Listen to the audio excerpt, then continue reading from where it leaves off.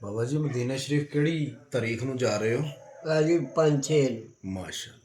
ਤੁਹਾਡੀ ਪੇਸ਼ੇ ਖਿਦਮਤ ਇੱਕ ਸ਼ੇਰ ਹੈ ਹਾਂਜੀ ਸੁਣਾਊਗਾ ਕਿ ਯਾ ਰੱਬ ਹੋਰ ਨਾ ਮੰਗਾ ਤੈਥੋਂ,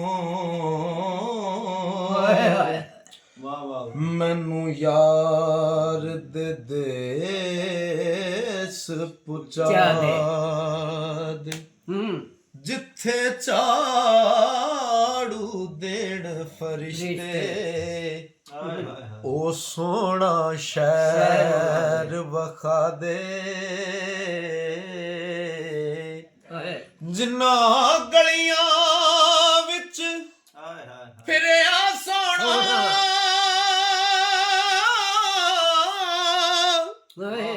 ਉਹਨਾਂ ਗਲੀਆਂ ਦੀ ਖਾਕ ਬਣਾ ਦੇ ਆਜ਼ਮ ਤੇ ਜੇ ਕਰਮ ਕਮਾਵੇ, ਇਹਨੂੰ ਯਾਰ ਦੀ ਦੀਦ ਕਰਾ ਦੇ।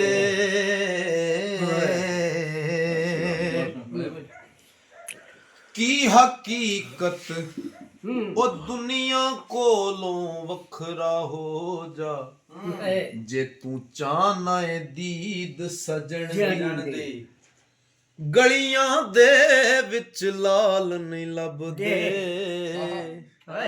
ਨਹੀਂ ਹਰ ਥਾਂ ਚਮਕ ਹੁਸਨ ਦੀ, ਦਿਲ ਦਾ ਸ਼ੀਸ਼ਾ ਸਾਫ਼ ਨਹੀਂ ਕਰਦਾ, ਮੰਨਤ ਤੋਂ ਨਾ ਮੈਲ ਬਦਲ ਦੀ, ਆਜ਼ਮ ਯਾਰ ਮਿਲੇਗਾ ਤੈਨੂੰ ਜਦੋਂ ਹੋਸ਼ ਨਾ ਰਹੀ ਤਨ ਮਨ ਦੀ। ਹੋ ਲੱਖਾਂ ਈਦਾਂ ਨਾਲੋਂ ਚੰਗਾ ਸਾਨੂੰ ਇੱਕ ਦੀਦਾਰ ਕਿਸੇ ਦਾ, ਉਹਨੂੰ ਸਾਡੀ ਕਦਰ ਕੀ ਹੋਵੇ, ਜਿਹੜਾ ਨਹੀਂ ਬਿਮਾਰ ਕਿਸੇ ਦਾ, ਸਾਡੇ ਦਿਲ ਦਾ ਹਾਲ ਜਾਣੇ,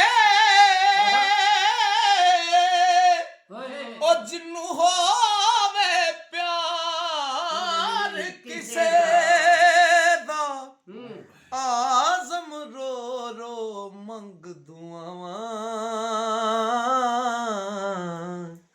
ਸ਼ਾਲਾ ਵਿਛੜੇ ਨਾ ਯਾਰ ਕਿਸੇ ਦਾ, ਤੇ ਨਾ ਏ ਮਾਲ ਖਜ਼ਾਨੇ ਤੇਰੇ, ਨਾ ਹੁਸਨ ਜਵਾਨੀ ਤੇਰੀ। ਇਨਸਾਨ ਮੇਰੀ ਮੇਰੀ ਕਰਦਾ ਰਹਿੰਦਾ, ਇਹਦੀ ਕੋਈ ਸ਼ੈ ਨਹੀਂ।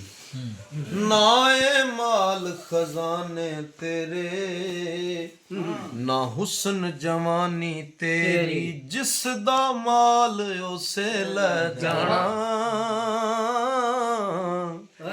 ਤੇ ਤੈਨੂੰ ਐਵੇਂ ਹਿਰਸ ਵਧੇਰੀ, ਪਰਾਈ ਸ਼ੈ ਦਾ ਮਾਣ ਕੀ ਕਰਨਾ, ਉਹ ਜਿਹੜੀ ਨਾ ਤੇਰੀ ਨਾ ਮੇਰੀ, ਆਜ਼ਮ ਸਭ ਕੁਝ ਛੱਡ ਛਡਾ ਕੇ ਅਸਾਂ ਜਾ ਵੜਨਾ ਵਿੱਚ ਟੇ।